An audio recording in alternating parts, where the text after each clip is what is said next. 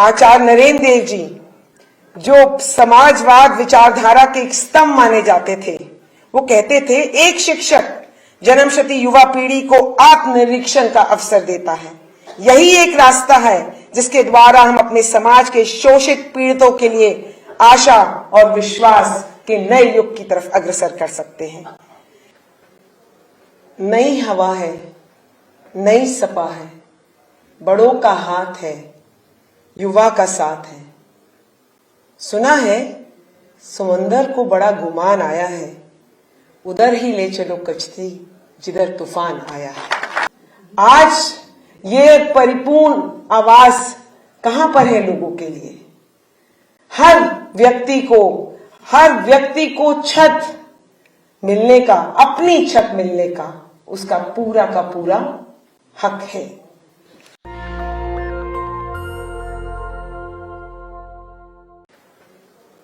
नई हवा है, नई सपा है, बड़ों का हाथ है, युवा का साथ है। सुना है समंदर को बड़ा गुमान आया है, उधर ही ले चलो कश्ती जिधर तूफान आया है। समाजवाद और भारतीय परंपरा एक टिप्पणी है। पुरानी परंपरा से आज सहारा नहीं मिलता, आज नए नेतृत्व की आवश्यकता है। समाजवाद ही नया नेतृत्व प्रदान करता है। समाजवाद का सवाल केवल रोटी का सवाल नहीं है, समाजवाद मानव स्वतंत्रता की कुंजी है। नई हवा है, नई सपा है। 300 यूनिट बिजली मुफ्त हर एक परिवार के घर में समाजवादी पार्टी की सरकार बनने पर प्रदान की जाएगी। कि उत्तर प्रदेश में समाजवादी पार्टी की सरकार बनने पर सेवानिवृत्त कर्मचारियों को 2005 से पहले जो पेंशन योजना थी उसको दोबारा बहाल किया जाएगा। हमारे राष्ट्रीय अध्यक्ष जी ने घोषित किया है 1500 रुपया महीना, 18,000 रुपया साल। यह घर की जो मुखिया महिला होगी उसके बैंक अकाउंट में बैंक ट्रांसफर के द्वारा पहुंचाया जाएगा। आज ये परिपूर्ण आवाज कहां पर है लोगों के लिए?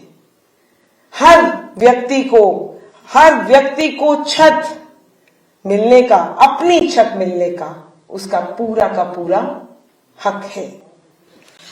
ऐसे समुदाय हैं जिनको या तो ग्रामीण क्षेत्रों में निवास बनाने के लिए धनराशि उपलब्ध की जाए या फिर नए इकोनॉमिकली वीकर सेक्शंस के लिए आवास योजनाएं पारदर्शिता के साथ, सूडा और डूडा, इन सारी जो हमारी योजनाएं चल रही हैं उनके द्वारा फिर से उपलब्ध कराई जाए।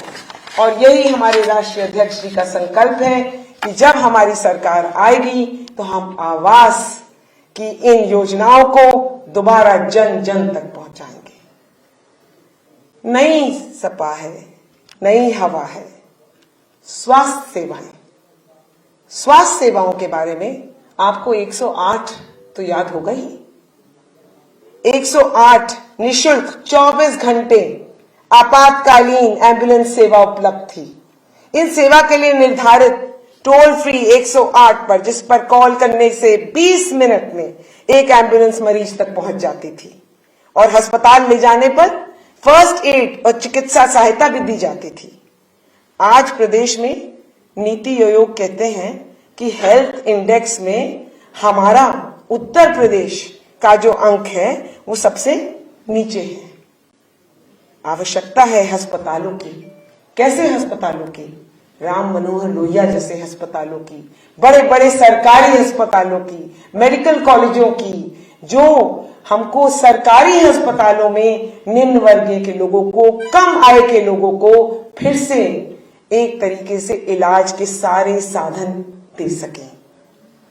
हमारी समाजवादी सरकार ने दोनों ही श्रेणी में, प्राइवेट अस्पतालों में और सरकारी अस्पतालों में कार्य हुआ था, लेकिन राष्ट्रीय अध्यक्ष जी ने ये फिर से ठाना है कि हम पुनः सरकार आने पर स्वास्थ्य प्रणालियों को फिर से स्थापित करेंगे, जिससे कोई भी गरीब फिर से बीमारी के अंधेरे में लुप्त ना हो जाए। आचार्य नरेंद्र देव जी, जो समाजवाद विचारधारा के एक स्तंभ माने जाते थे, वो कहते थे, एक शिक्षक जन्मशती युवा पीढ़ी को आत्मनिरीक्षण का अवसर देता है। यही एक रास्ता है जिसके द्वारा हम अपने समाज के शोषित पीड़ितों के लिए आशा और विश्वास के नए युग की तरफ अग्रसर कर सकते हैं। राइट टू एजुकेशन हमारे प्रदेश में पूर्ण रूप से प्रतिबंध होना चाहिए। कोरोना काल व विपरीत परिस्थितियों में आपने देखा कितने परिवार के लोग इंटरनेट और लैपटॉप और मोबाइल फोन के अभाव से शिक्षा से वंचित रह गए।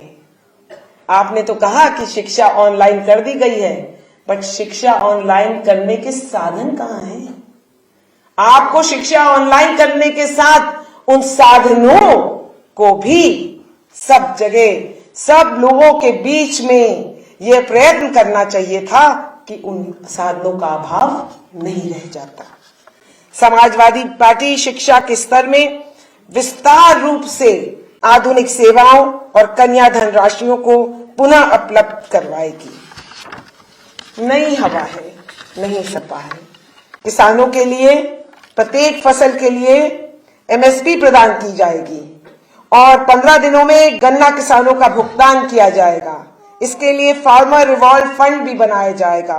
किसानों को ब्याज मुक्त लोन भी दिया जाएगा। सपा सरकार बनने पर किसान आंदोलन में शहीद हुए किसानों को 25 लाख की आर्थिक मदद और उनके सम्मान में किसान स्मारक बनाए जाएंगे। ये हमारे अन्नदाताओं को सच्ची श्रद्धांजलि होगी। समाजवादी पार्टी आईटी रोजगार में भी 22 लाख लोगों को रोजगार देने की व्यवस्था करेगी। नई हवा है, नई सपा है। राष्ट्रीय अध्यक्ष जी ने फिर से घोषणा कर दी है, यश भारती सम्मान, नगर सम्मान, आत्मसम्मान की पुनः लहर फिर दौड़ पड़ेगी। नागरिकों में जो शहरी व्यवसायों में पूर्ण रूप से योगदान देते हैं, फिर सड़कों का निर्माण कार्य, रुकी हुई योजनाएं पुनः स्थापित की जाएंगी। युवाओं के लिए, किसानों के लिए स्वच्छता सेवाएं, कानून व्यवस्थाएं, महिलाओं के लिए और सब की सब व्यवस्थाएं राष्ट्रीय अध्यक्ष जी की घोषणाओं का एक अंक बन जाएंगी। नेशनल दस्तक की आपसे गुजारिश है कि अगर इसको बचाना चाहते हैं तो नेशनल दस्तक को सब्सक्राइब करने के लिए रेड कलर के सब्सक्राइब बटन को दबाएं, फिर बेल आइकन की घंटी दबाएं। नेशनल दस्तक को बचाने के लिए बहुत जरूरी है कि हर खबर को शेयर करें, लाइक करें, कमेंट जरूर करें।